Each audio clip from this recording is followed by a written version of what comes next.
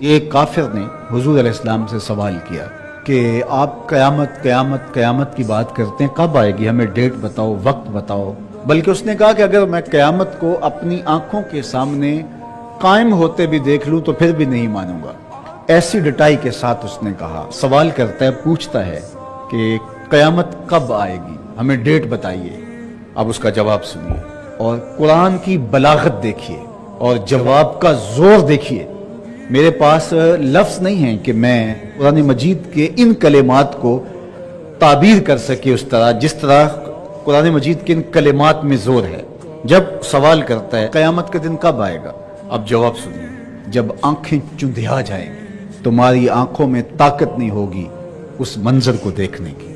کب آئے گی میں بتاؤں، نشانیاں کیا ہے؟ جب نظر چندھیا جائے گی، چاند بجھ جائے گا، اس کو گرہن لگ جائے گی، سورج اور چاند برابر ہو جائیں گے۔ اس دن انسان پوچھتا پھرے گا کہ کوئی پناہ گاہ ہو، کوئی ٹھکانہ بتاؤ جہاں میں اپنے آپ کو لے جاؤں۔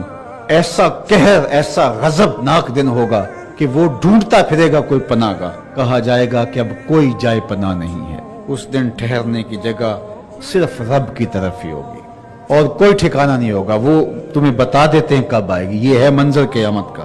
اور اس دن بتا دیا جائے انسان کو جو کچھ اس نے آگے بھیجا اور جو کچھ پیچھے چھوڑا، ساری چیزیں تشت ازبام ہو جائے گی۔ جو آگے لے کے گیا وہ بھی اس کے سامنے ہو جائے گا اور جو اس نے پیچھے چھوڑا وہ بھی اس کے سامنے ہوگا۔ تو جو پیچھے چھوڑا اور جو آگے بھیجا، اس طرح برے اعمال، جس طرح نیکی جاری ہوتی ہے اس طرح بدی بھی جاری ہوتی ہے۔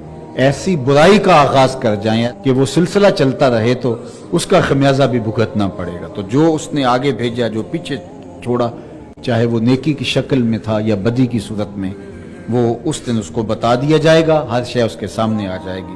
یہ تو اس کو اس دن بتایا جائے گا، بلکہ فرمایا کہ اگر انسان تھوڑا غور کرے، اپنے اندر اتر کر کے دیکھے، وہ اپنے اعمال کا خود ہی گواہ ہے، خود ہی اسے پتہ ہے کہ میں کھڑا کہاں۔